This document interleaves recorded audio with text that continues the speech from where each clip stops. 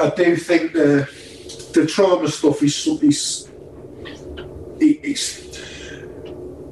it's just massively under-resourced. I think he's the long and the short of it. You know what I mean? It's the actual sort of support for it. I think we're getting better with it in Wales. I know we're starting to look at the actual the adverse childhood experiences as an actual project in its own right, to be able to try and sort of identify these kids earlier on. You know what I mean? If you've had 3 or more of these adverse childhood experiences, you're much more likely to, develop addiction, mental health problems, etc., etc.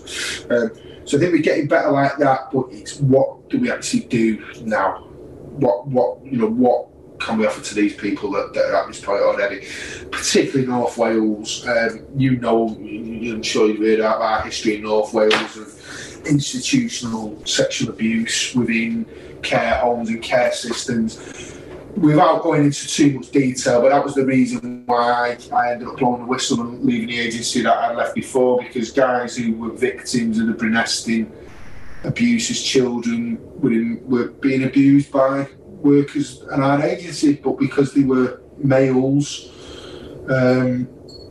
people didn't class it as abuse, or it wasn't classed as serious as if it had been a female, and it was kind of almost pushed under the carpet, allowed to continue at the time, or it didn't slice on the arse and kicked off over it. But there's a whole raft of these guys that are basically full-on addicts, and have been for years.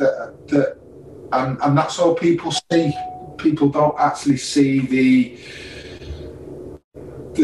traumatised children that sit behind it, or who they once were. People just see the end result of that. They don't see what was actually done to bring them to this point. And these